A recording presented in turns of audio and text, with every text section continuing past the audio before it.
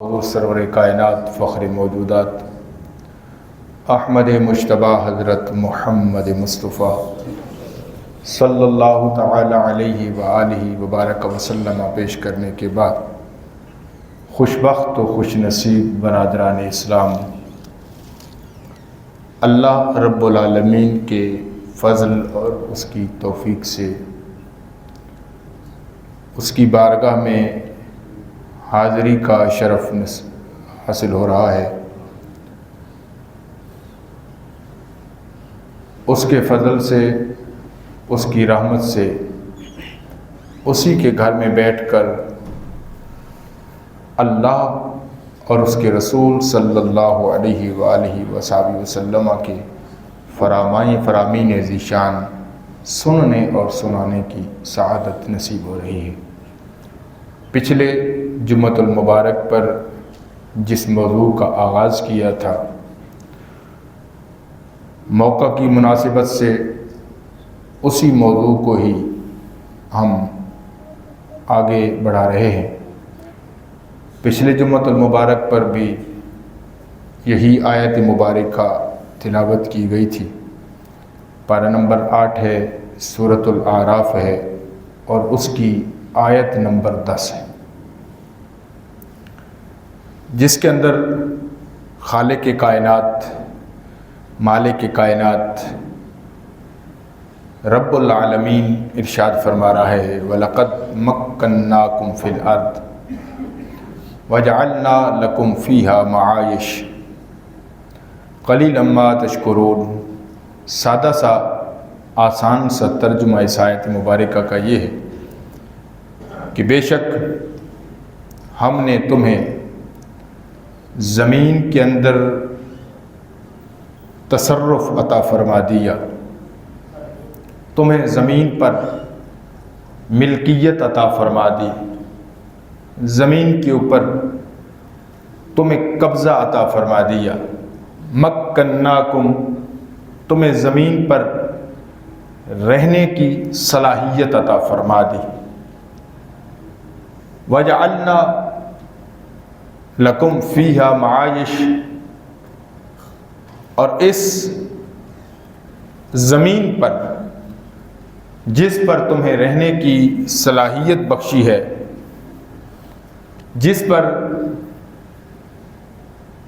رہنے کے لیے تمہیں طاقت بخشی ہے، قبضہ بخشا ہے، تو لازمی بات ہے جہاں تم نے زندگی گزارنی تھی، جہاں تم نے بسیرا کرنا تھا، جہاں تم نے رہائش رکھنی تھی، تو جب بندہ کہیں رہنے کے لیے جاتا ہے تو وہاں کے لیے اسباب کا ہونا بھی ضروری ہوتا ہے، اس کے لیے اسباب میسر کرنا یہ ضروری ہے، اس لیے وہ اپنے لیے اسباب پیدا کرتا ہے۔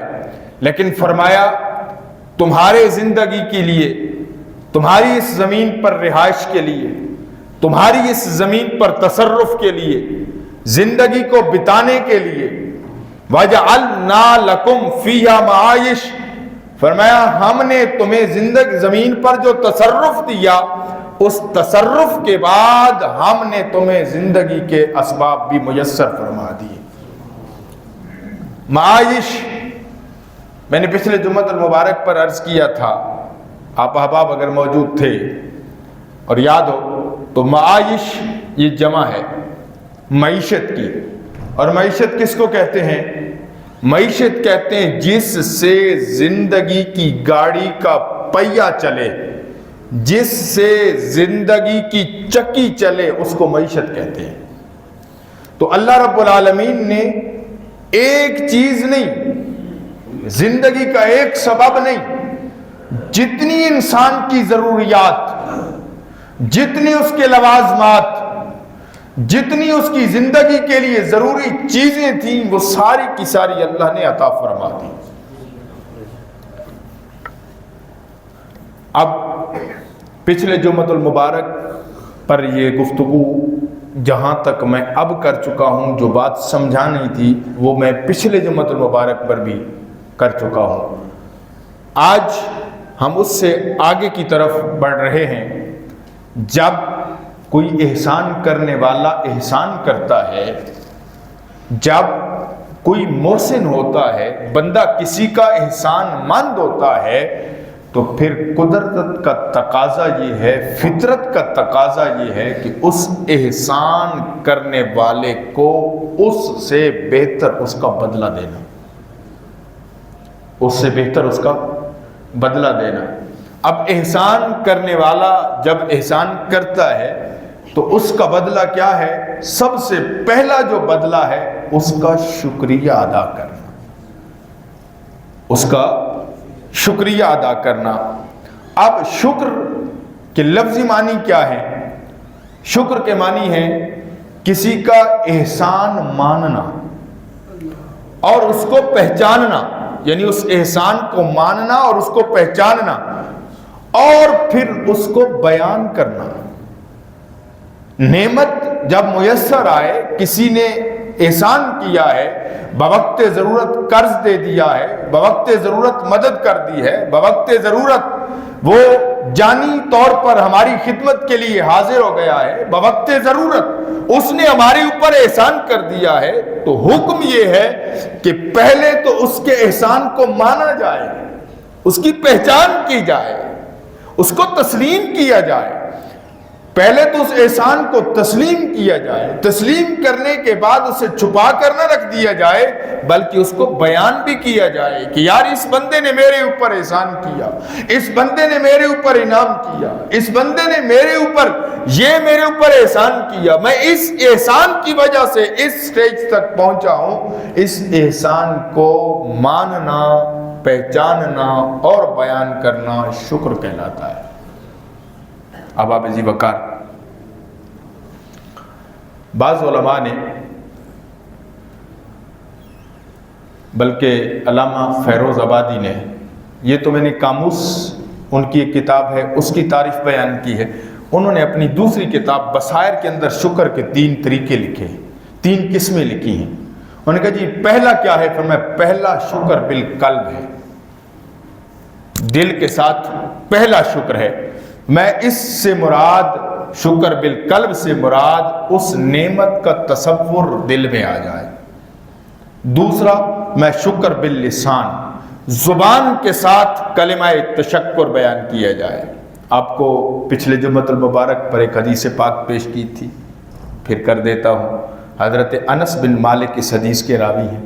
کریم آقا علیہ الصلوۃ والسلام نے ارشاد فرمایا، جو شخص اللہ کی نعمت پر فقط ایک بار الحمدللہ کہتا ہے، اللہ اس کو اس سے بہت بہتر نعمت عطا فرما دیتا ہے۔ حدیث پاک پچھلے جمعۃ المبارک پر میں بیان کر چکا ہوں۔ تو زبان سے کلمات تشکر ادا کرنا، شکر باللسان۔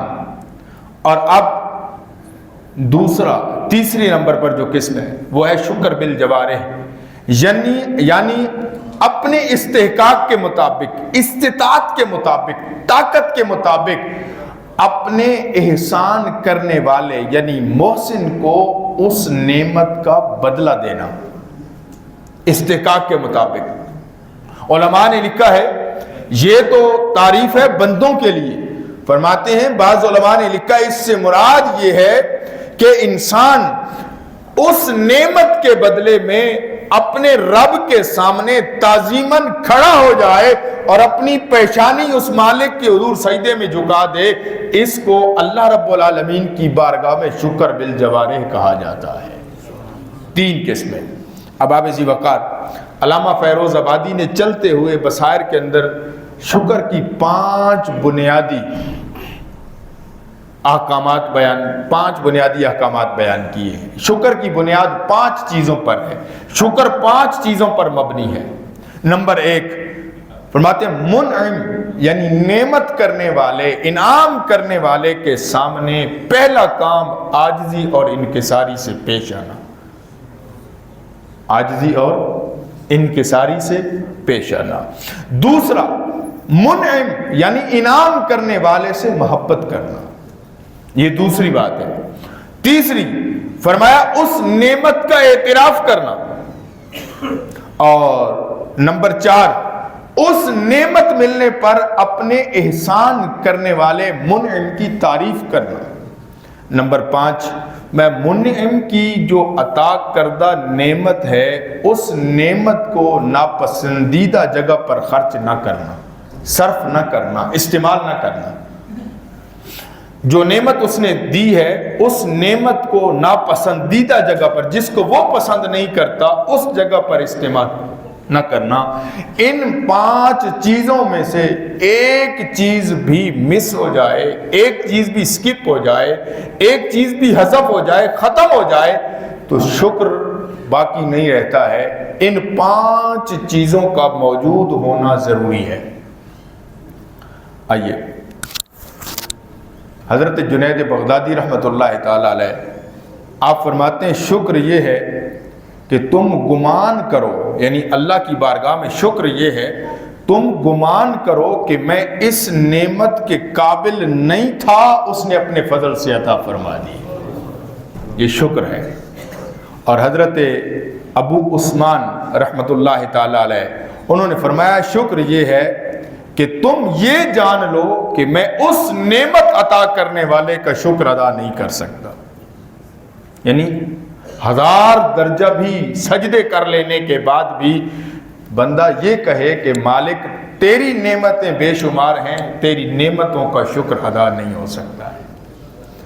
اور شبلی نے تو اس سے آگے کی بات کی، اس نے کہا شکر یہ ہے کہ نعمت کو نہ دیکھا جائے، نعمت کرنے والے کو دیکھا جائے۔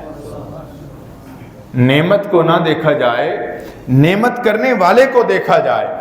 نعمت کیسی ہے اس کو نہ دیکھا جائے، یہ دیکھا جائے کہ نعمت کرنے والے نے احسان کتنا کیا ہے، احسان کیسا کیا ہے، اس کو شکر کہتے ہیں۔